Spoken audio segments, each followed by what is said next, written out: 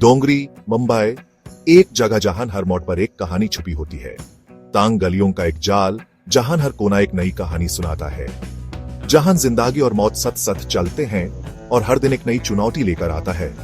यहाँ शोर शराबा और गड़बड़ी के बीच लोग अपनी जिंदगी जीने की कोशिश करते हैं। रहता था एक लड़का नाम कबीर। उसकी कहानी भी इन गलियों की तरह ही उलझी हुई थी। जिंदगी ने उसके साथ बुरा बर्ताव किया था। गरीबी, टूटा हुआ घर और सड़कों की कठिन सच्चाई हर दिन एक नई मुश्किल लेकर आता था। डोंगरी में सिर्फ जीना ही काफी था और कबीर ने यह सब कठिन तरीके से सीखा। उसने जीने का हर एक तरीका अपनाया। छोटी मोटी चोरी, लोकल गैंगस्टर्स के लिए काम करना, बस पैसे कमाने के लिए कुछ भी। उसके लिए यह सब आम बात थी। सड़कें उसकी स्कूल थी और क्राइम उसका पेशा। उसने यह सब अपने आप सीखा। एक रात सब कुछ बदल गया। उस रात ने उसकी जिंदगी को हमेशा के लिए बदल दिया। एक दुश्मन का मलवंश ने कबीर के मोहल्ले पर हमला कर दिया। वो रात बहुत भयानक थी। उसने अपनी आंखों से वो खून खराबा देखा, अपने पड़ोसियों के चेहरों पर दर्द। उस रात ने उसके दिल को हिलाकर रख दिया। उसी रात कबीर के दिल में बगवत का बीज बोया गया। उसने ठान लिया कि अब वो अपनी जिंदगी को बदल कर रहेगा। वो अब शिकार नहीं बनेगा, वो उभरेगा। उसने अपने लिए एक नई राह चुनी। कबीर को एक गुरु मिला, बुधे दोन मालिक में। एक ऐसा आदमी जिसे लोग डांटते भी थे और इज्जत भी करते थे। मालिक का नाम ही काफी था लोगों को सीधा रखने के लिए, और उसकी आंखों में एक आग थी जो कबीर को प्रेरणा देती थी। मालिक ने कबीर में एकदम देखा एक ऐसी जुंगली ताकत जिसको निखारा जा सकता था। उसने कबीर को अपने विंग के नीचे ले लिया, उसकी हर गलती को सुधारते हुए उसे एक नया रास्ता दिखाया। मालिक के साथ कबीर ने स्ट्रैटेजी, निगोशिएशन और बेरहमी से काम करने का हुनर सीखा। हर एक मीटिंग, हर एक डील एक नई सीख थी। कबीर ने मालिक के हर एक मूव को गौर से देखा और उससे अपने तरीके से अपनाया। उसका ऊपर उतना तेजी से हुआ।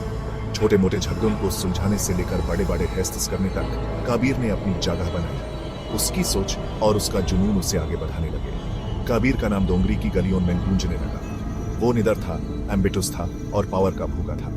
उसकी हर एक जीत उसके दुश्मनों को और भी ज्यादा डरा देती थी। जिन सदकों ने उसका भी ठुकराया था, अब वो उसके नाम से कांपती थी।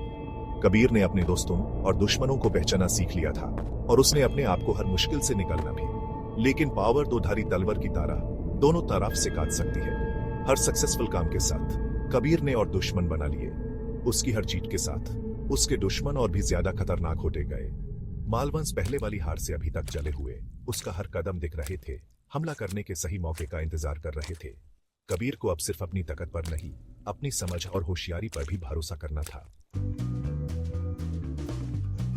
मालिक की मौत ने डोंगरी को हिलाकर रख दिया। यह एक ऐसा हादसा था जो सबके ज़हन में हमेशा के लिए बस गया। बुधा दो, उसका गुरु मलवांस ने गोली मार दी। यह एक सोची समझी साजिश थी जो डोंगरी के तालीम को हमेशा के लिए बदल दिया। दुख और गुस्से ने कबीर को घेर लिया। उसके दिल में सिर्फ एक ही चीज थी, बदला। उन्होंने वार तो किया था, लेकिन उन्होंने उसके जज्बे को कम आंका था। कबीर ने अपने दोस्तों और साथियों को इकट्ठा किया। अब यह सिर्फ जीने के लिए नहीं था, यह बदला लेने के लिए था। उसके हर कदम में एक नई ताकत थी, एक नया जुनून। कबीर ने अपनी पावर जमा की, छोटे गैंग्स को अपने झंडे तले एक किया। उसने अपने दुश्मनों को एक एक करके निशाना बनाया। वो चैरिस्मेटिक था, एक नेचुरल लीडर जो और लोगों में भरोसा जगाता था। उसकी बातें लोगों के दिल को छू जाती थी। पुलिस हमेशा एक कदम पीछे, अब एक ऐसी ताकत से निपट रही थी जैसी पहले कभी नहीं देखी थी। उनके लिए ये एक नया चैलेंज था। वो मलवंश के पीछे बेरहमी से पड़ा था। उसने उन्हें हर जगह ढूंढा, उनके हर छुपने की जगह को खत्म कर दिया। उनके बिजनेसेस तबाह हो गए, उनके आदमी एक एक करके खत्म होते गए। डोंगरी में सिर्फ कबीर का नाम गूंज रहा था। सड़कें उसके दुश्मनों के खून से लाल हो गई थी। हर कोने में सिर्फ खौफ और दहशत थी। कबीर डोंगरी का अनडिस्प्यूटेड किंग बन गया था, लेकिन यह तख्त खून खराबा और धोखाधड़ी पर बना था। उसकी कहानी एक मिसाल बन गई थी।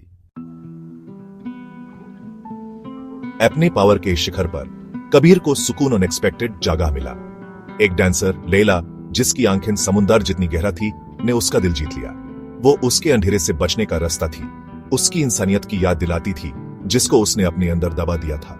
लेकिन प्यार भी उसकी दुनिया के दाग से बच नहीं सका। उसके लोगों में भगवत की आवाजें उठने लगी। उसका लेफ्टिनेंट रणवीर एम्बिशन और जलान से भरा पावर छीन लेने का मौका देख रहा था। पुलिस इंस्पेक्टर रथोरे के नेतृत्व में उसके करीब आ रही थी। जाल कस रहा था और कबीर खुद के बनाए जाल में फंस गया था।